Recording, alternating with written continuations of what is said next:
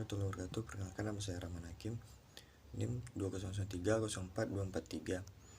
Kali ini saya akan melaksanakan UAS Ekonomi Bisnis Digital, menjelaskan tentang materi pertemuan 9 sampai 15. Presentasi bisnis adalah menyampaikan informasi tentang aktivitas bisnis, pengembangan produk, pengajuan usulan proyek, perusahaan pasar, dan lain sebagainya, yang dilakukan pembicara kepada audiens hadir dalam forum bisnis. Presentasi dalam bisnis sangat penting dilakukan karena memiliki tujuan yang hendak dicapai.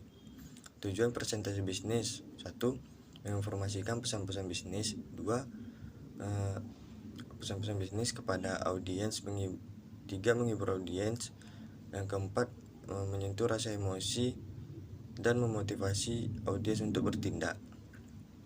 Selanjutnya, komunikasi interpersonal dan kelompok. Komunikasi adalah istilah yang begitu populer di saat ini di media massa, buku, kelompok di diskusi atau peralihan seminar dan sebagainya.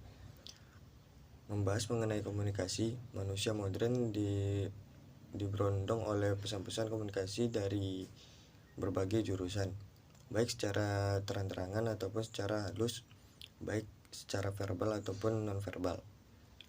Komunikasi interpersonal adalah proses pertukaran informasi, ide, pendapat, dan perasaan yang terjadi antara dua orang atau lebih. Contoh komunikasi interpersonal adalah seperti percakapan antara kedua teman, percakapan keluarga, dan percakapan antara 3 orang.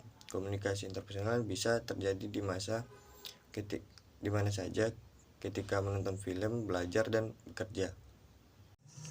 Ciri-ciri komunikasi interpersonal adalah bahasa yang digunakan formal dan informal, memakai media tertentu misalnya telepon, ponsel, dan email. Dilakukan dua orang atau lebih, bersifat terbuka dan komunikatif. Selanjutnya, negosiasi bisnis. Negosiasi bisnis dapat diartikan sebagai suatu proses tawar-menawar di mana satu pihak dan pihak lain atau mencapai kesempatan bersama melalui perundingan, atau dapat diartikan sebagai penyelesaian secara damai sengketa antar pihak melalui perlindungan sengketa.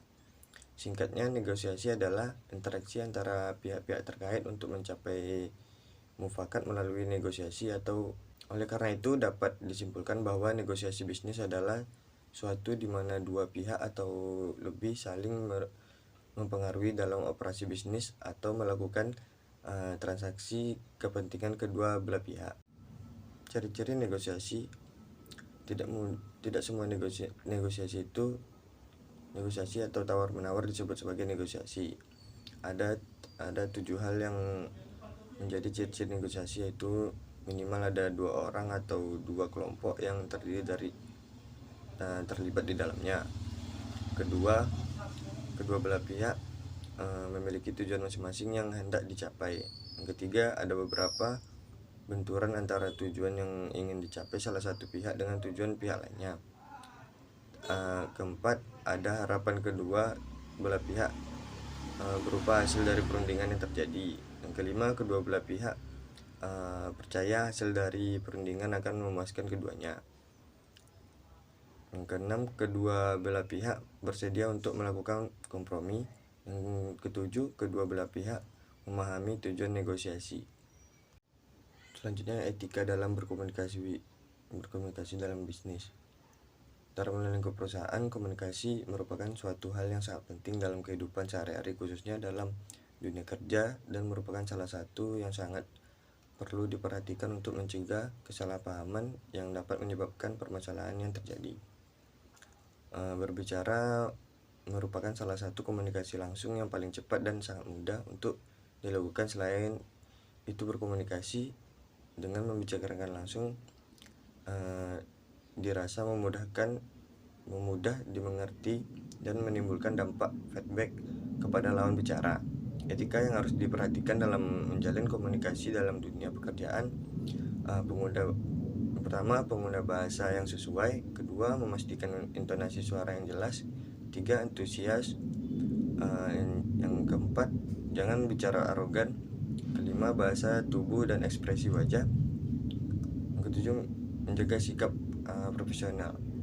Selanjutnya, teknologi digital dalam komunikasi bisnis. Teknologi digital adalah suatu alat yang tidak lagi menggunakan tenaga manusia secara manual, tetapi lebih pada sistem pengoperasian otomatis dengan sistem komputerasi atau format yang dapat terbaca oleh komputer. Manfaat mempelajari penggunaan teknologi informasi dalam komunikasi bisnis adalah: pertama, memperoleh, mengenal serta mengerti definisi teknologi informasi,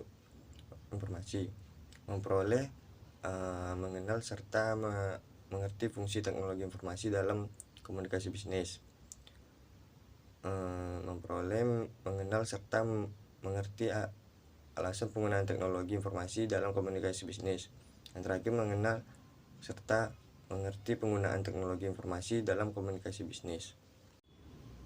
Kelebihan dalam teknologi digital adalah setiap jenis teknologi memiliki kelebihannya masing-masing. Berikut ini beberapa kelebihan teknologi digital: data yang terkirim dari satu tempat ke tempat yang lain, tidak mempengaruhi cuaca buruk dan noise karena data yang tertransmisikan dalam bentuk sinyal digital. Berbagai tipe sistem komunikasi tersedia dan dapat terpakai. Biaya perawatan lebih rendah karena lebih praktis dan stabil.